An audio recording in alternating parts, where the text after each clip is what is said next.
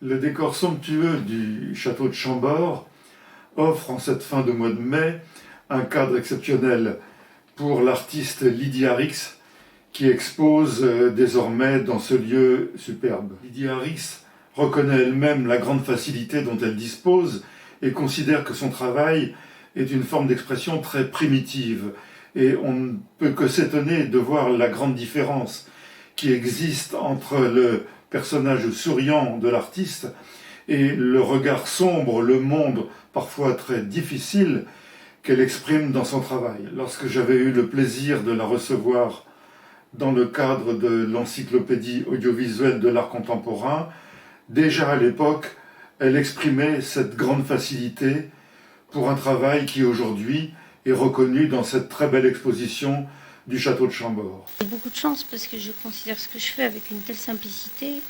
Je parle souvent des enfants parce que j'ai un grand bonheur à les côtoyer et à travailler avec eux. J'apprends beaucoup d'eux. Mais j'ai l'impression que quand je peins, je suis exactement foutue comme eux. Je ne vois pas de différence. Parce que je fais ça avec les moyens les plus simples et le plus primaires possible. Et donc je peux dire tout le temps, tiens, c'est pas moi qui ai fait ça. Je revendique pas je m'approprie pas ce que je fais. Je suis heureuse que les gens aiment et veuillent acquérir une œuvre, par exemple. Ça me touche beaucoup. Mais je suis jamais attachée à quelque chose de ce que j'ai fait. Parce que j'ai un énorme recul face à ça, une grande humilité. Je me dis, j'ai beaucoup de chance. Tous les jours, je me dis, mais quelle chance j'ai.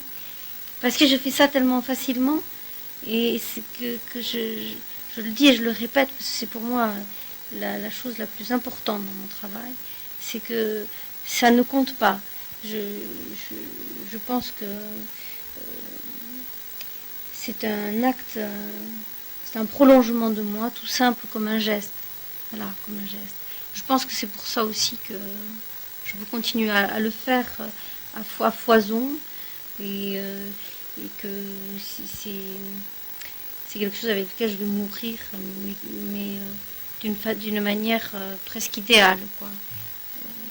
Donc quand on parle de douleur dans mon travail, c'est vrai que je peins la souffrance. Mais je pense que je peins la souffrance comme pour l'ôter. Et quand je peins la mort, je peins la mort pour dire la vie. Mais c'est pas exutoire. Hein, c'est comme quelqu'un qui va semer des fleurs dans son jardin et puis qui tout d'un coup a la magie de les voir pousser. Voilà.